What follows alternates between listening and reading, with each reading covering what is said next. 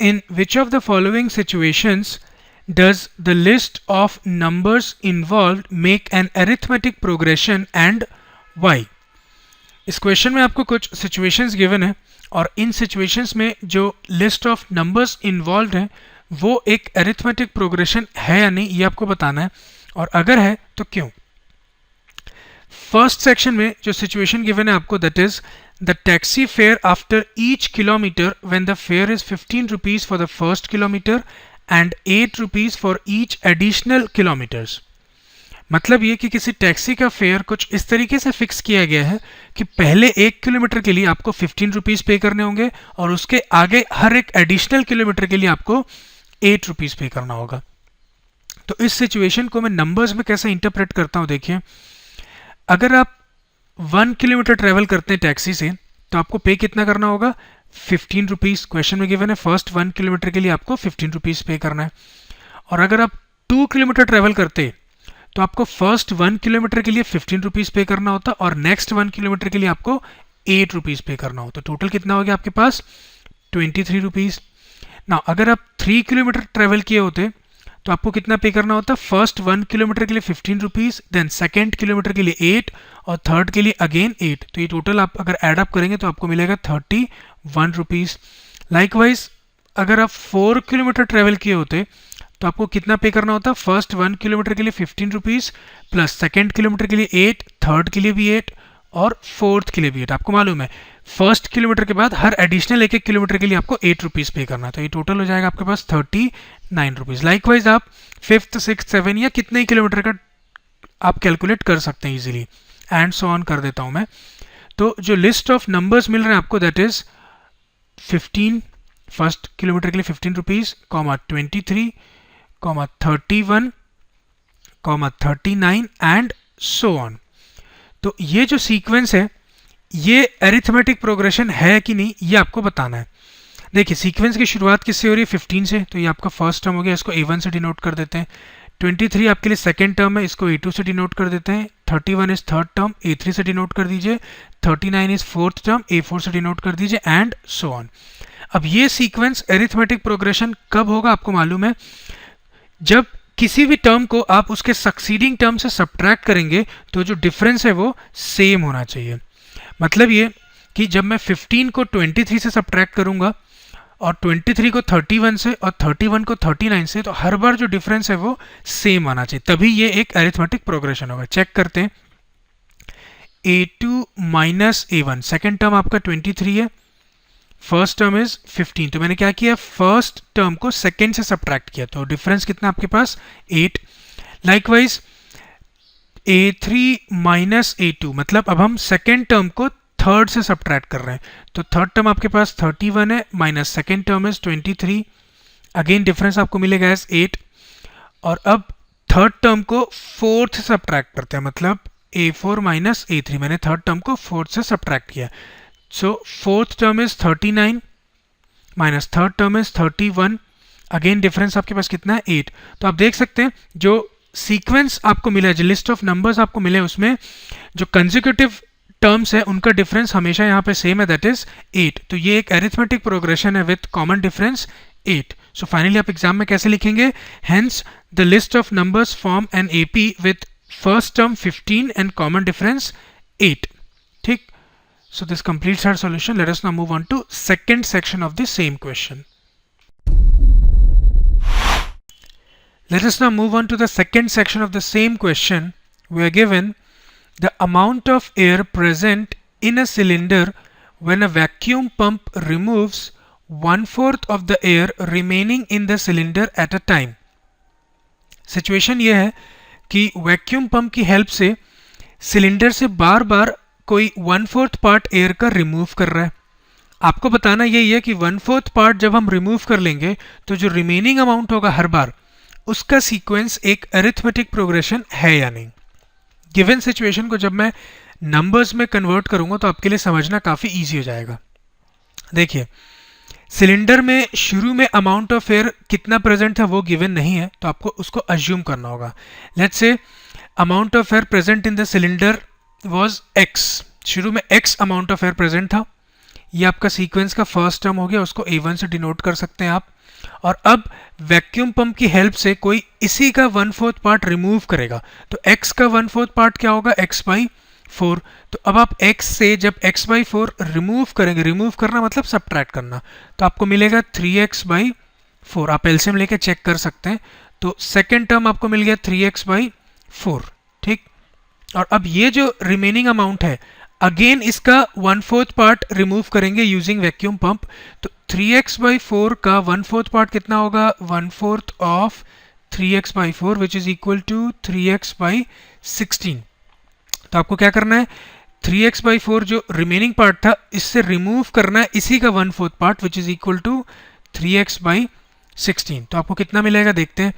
LCM 16 का ले लेते हैं, तो ये हो जाएगा आपके पास 12x minus 3x which will give you 9x upon 16। तो थर्ड टर्म मिल गया आपको सीक्वेंस का 9x अपॉन 16। और ऐसे ही आप आगे के टर्म्स भी कैलकुलेट कर सकते हैं। मैं उसको एंड सो ऑन करके छोड़ देता हूँ। ये आपका थर्ड टर्म था। नाउ ये जो लिस्ट ऑफ नंबर्स आपको मिले इस गिवन सिचुएशन से, ये अरिथमेटिक प्रोग्रेशन कब होगा, जब हम किसी भी टर्म को उसके सक्सेसिव टर्म से सब्ट्रैक्ट करेंगे तो जो डिफरेंस है वो हमेशा सेम होना चाहिए, ठीक है। We know that the given sequence will be an arithmetic progression only when the difference between any two consecutive terms is constant. देखते हैं, a1 को a2 से सब्ट्रैक्ट करेंगे हम, a2 को a3 से, मतलब a2 माइनस a1 चेक करना है आपको और a3 माइनस a2 चेक करना है।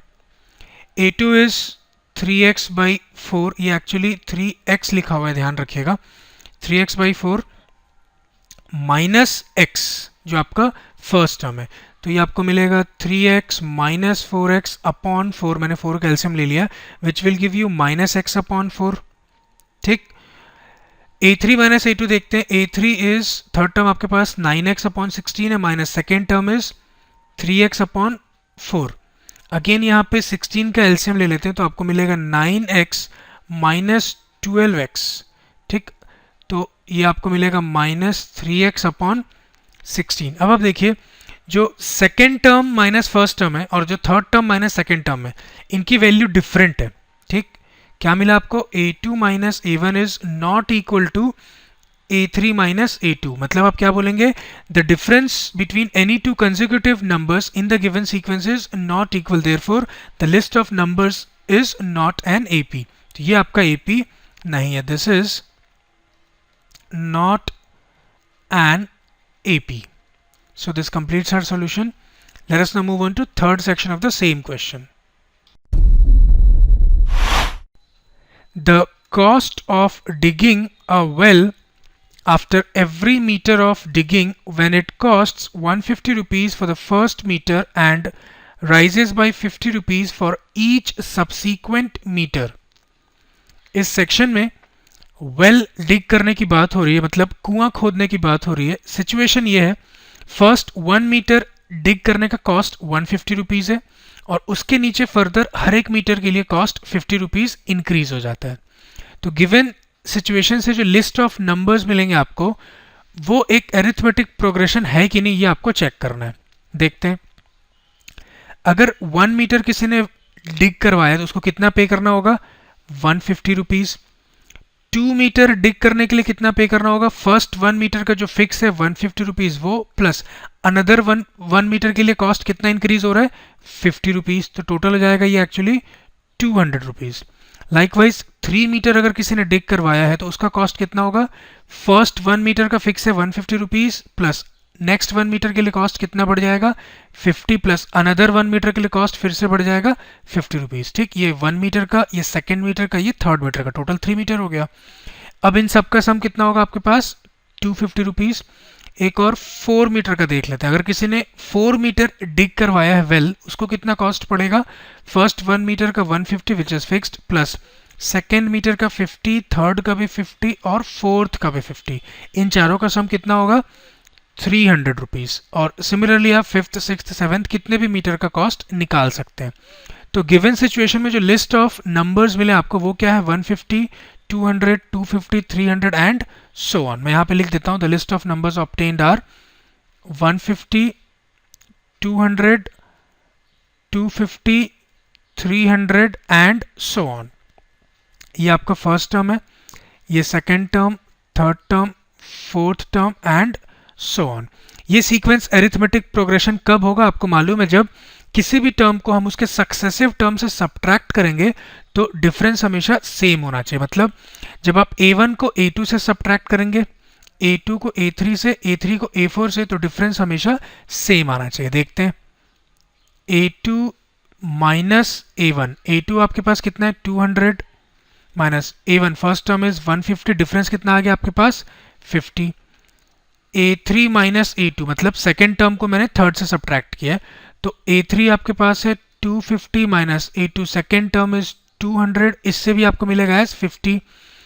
a4 माइनस a3 देख लेते हैं, fourth term is 300 minus third term is 250, again इससे भी आपको मिलेगा 50। तो आप देख सकते हैं जो difference between any two consecutive numbers in the given sequence is same. तो ये जो गिवन लिस्ट ऑफ नंबर्स है ये एक अरिथमेटिक प्रोग्रेशन है जिसका फर्स्ट टर्म 150 है और कॉमन डिफरेंस 50 है। So this completes our solution. Let us now move on to the last section of the same question. The amount of money in the account every year when 10,000 rupees is deposited at a compound interest at 8% per annum। इस section में आपको ये बता रहे हैं कि 10,000 rupees को किसी ने 8% पर एनम कंपाउंड इंटरेस्ट पे डिपॉजिट कराया है। आपको ये बताना है कि हर साल अकाउंट में जो पैसे होंगे उसका सीक्वेंस एक अरिथमेटिक प्रोग्रेशन है या नहीं। इस क्वेश्चन को सॉल्व करने के लिए आपको कंपाउंड इंटरेस्ट का फॉर्मूला याद होना चाहिए। आई होप आपको याद होगा। Amount is equal to principal into 1 plus rate of interest upon 100 to the power n, where n is number of years. ठीक है, कितने साल के लिए आपने डिपॉजिट कराया वो है n। नाउ शुरू में अमाउंट कितना था 10,000 रुपीज।